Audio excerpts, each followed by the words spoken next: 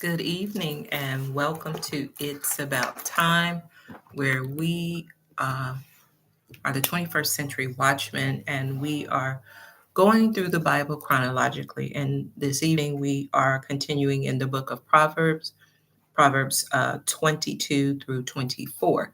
So let's get started. And this particular proverb is continuing in on life and conduct, on how we're supposed to act. It says, a good name is to be more desired than great riches. Favor is better than silver and gold. So it's important how our name is thought of. It's important to have a good name because the favor of having a good name opens doors for you. So it's always good to make sure that you're known for integrity and your name carries weight. The rich and the poor have a common bond. The Lord is the maker of them all. That no matter how people look at each other, they have to understand that God created us all and He looks at us the same. He doesn't look at you rich and me poor or or anything like that. He doesn't make those lines of division, but He has made us all brethren, one to another. The prudent see the evil and hides himself, but the naive go on and are punished for it. So prudent always makes sure that we have a certain reservation about ourselves in regards to evil.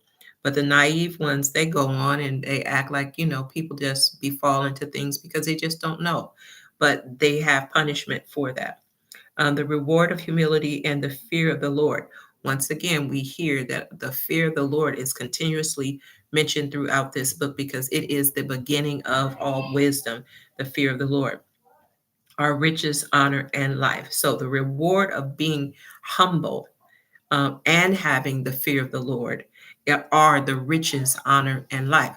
So if you get your life together, get your whole self together, and make sure that you are humble in all that you are and all that you do, and that you have a healthy reverence for the Lord, and that He will in turn make sure that He takes care of you, and that you'll have all the wealth, the notoriety, and long life, and all these things that you want to have, you strive for, but it is there in a very simple equation. He rewards humility. We have to be humble, and that when we have a fear or reverence for Him. Thorns and snares are in the ways of the perverse. He who guards himself will be far from them. So we know that there are thorns and there are snares that are out there that get us caught up. That's basically what it's saying. But if we take care of ourselves, we guard ourselves not to get in those situations, then at that point, they will be far from us. We will be guarded against those things because we look at those things when they come and we don't try to participate in them.